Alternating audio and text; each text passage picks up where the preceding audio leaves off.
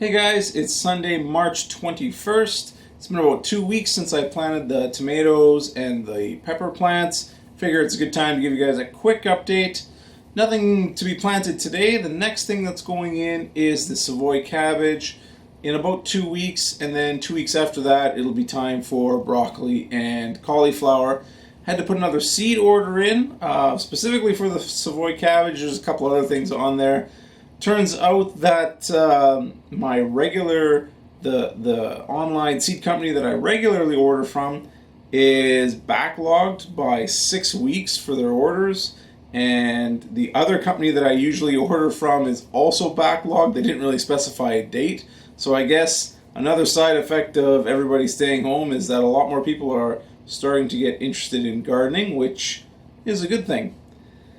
Now, the Roma tomato seeds did show up in the mail, and as soon as they arrived, I planted them alongside the other tomatoes that we started. The tomatoes and the peppers, both pretty good germination. The plants look good, look nice and healthy. I'll be transplanting the tomato plants pretty soon.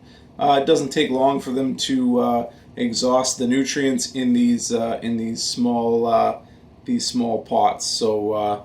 Yeah, that'll be probably a week or two again, and I'll be potting up these tomatoes. The other thing that's turning out to be quite noteworthy this year is the incredible warm weather we're having. I actually had a chance to walk around the beds this weekend because there is virtually no snow on the ground anymore, and usually at this time of the year, these beds are still buried under about 3 feet of snow. Everything looks like it survived the winter quite well. In particular, I'm happy that the blueberries have not been eaten or pruned back by the deer. The fence stayed up this year, and the snow levels were low enough that I guess they just couldn't reach their head over and chew down the blueberry plants. So we're gonna get a full year of growth without any damage from the deer on these plants. So the productivity should be quite a bit higher. And same goes with the cherry plants. No damage or none of the branches have been chewed by the deer this year as well. So it should be another year of good growth on these plants. They really took off this year, last year. So hopefully they do the same this year. We did get I think about 4 or 5 cherries on one of the plants last year, so they should be finally in their production mode. It takes these plants about 3 or 4 years to start producing cherries, so hopefully this year is the year we get a full harvest of cherries from these plants. Now, just for reference, my beds are 4 feet wide by 20 feet long. There's a board that divides the beds halfway, basically to provide a little bit more reinforcement on the long side walls. So when I'm saying that I plant a full bed, I'm usually referring to a 10-foot section. And in normal spacings for broccoli and cabbage, I space them 1 foot apart, which gives me 27 plants per bed. So the plan for this year remains largely the same. We are going to try and optimize everything again to squeeze every last bit of productivity we can out of this garden. We'll be doing a bed of broccoli, beets, tomatoes, peppers, just like last year. We have the 2 beds of strawberries, which should continue to produce. One of the beds I will have to turn over the plants because I think this will be their 3rd year, and they should be slowing down their berry production. So we'll be replacing some of those plants. The asparagus should produce well. That bed will be full of mature plants, so shouldn't be any problem with the asparagus. One of the beds will be devoted to cabbage, cauliflower, kale, and Swiss chard. We always seem to run out of kale and Swiss chard, so I have to bump up the number of plants I do there. I only devote maybe 6 or 9 plants to cauliflower. I just I'm never been successful with those plants. If I do eventually find a variety, a technique whereby I can grow them repeatedly year after year, then I probably will devote an entire bed to cauliflower as well, because it's very useful. It freezes well. It pickles nicely, and it's really expensive. So, finding a variety and getting my technique down so that I can repeatedly grow them reliably year after year would be a great thing. Other than that, there'll be a bed devoted to lettuce. Another thing we never seem to be able to keep up on, and probably half a bed of lettuce and half a bed of carrots. Carrots, relatively cheap in the stores, but I've had years where a 4 by 5 foot section, so half of one of my beds, has yielded 60 pounds of carrots. So even though they are cheap, they produce a huge amount when the season allows. We are not going to do spinach. It's just too temperature dependent. We did have one year where the harvest was good 2 years ago. This last year, basically, the plants came up. We harvested, a few leaves, and then the June summer was way too hot. The plants bolted, and it was a bed that was producing for 2 months out of the summer, and then by that time it's too late to plant anything else. So it's not worth the risk and monopolizing that much of a bed and potentially not getting anything out of it.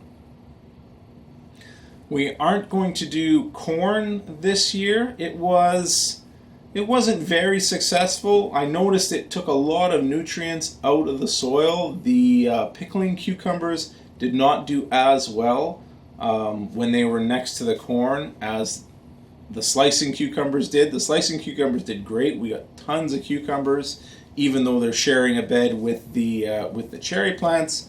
But the pickling cucumbers sharing the bed with the corn just did not have enough nutrients to really produce as we'd like them to. Again, that bed is better served with squash. We never have enough squash, and we end up buying it in January and February when it's really expensive. Again, squash is one of those plants where it seems relatively cheap in the store, but it's not really. In the off season, a squash can be about $2 a pound. Again, it doesn't seem like much, but a squash can easily be 6 or 7 pounds. When we grow them, we get 10, 15 pound squash, and the plants produce like crazy. So they are one of the most valuable plants that we grow, and they store for a long time. So we've kept squash well into the new year without any problems. So the corn, we will not be doing the corn. That bed will be devoted to more squash. We also are going to try another squash this year. We're going to try it's a potato squash, so it's a white squash, and apparently if you prepare it a certain way, it tastes exactly the same as mashed potatoes.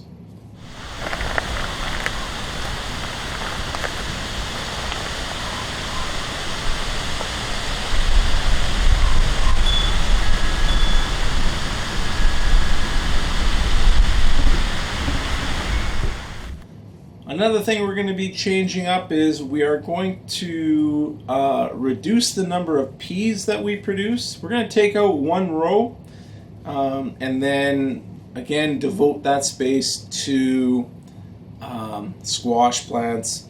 We will keep growing the snap peas and the edible pod peas.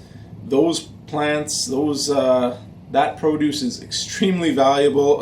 A medium pack of snap peas in the store is $7 or $8. So again, those edible pod peas are another very valuable crop that we end up growing. but we are going to take out a row again and devote more space to the squash. I'm not sure if we're going to do a pumpkin this year. Again, it's monopolizing a good portion of the bed, and while it is entertaining to see them grow, I think that space could be better served producing something else.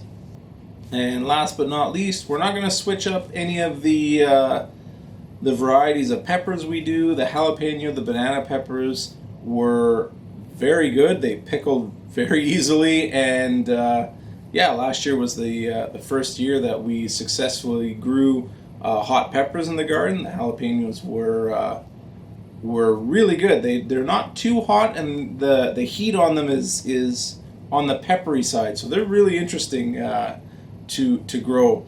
Other than that, I think we're going to move the cantaloupe and the watermelon into one of the 4-foot beds and not in the 12-foot beds. They just get drowned out by the squash plants. That's about all I can think of for now. I'll see you guys again in 2 weeks when it's time to plant the Savoy cabbage. See you later. What's the berry patch? What berry patch? This one! Oh. So can you get that yummy? Really? What are you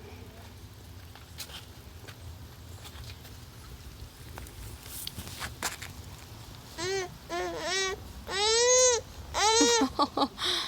Do you want more? More? Aww.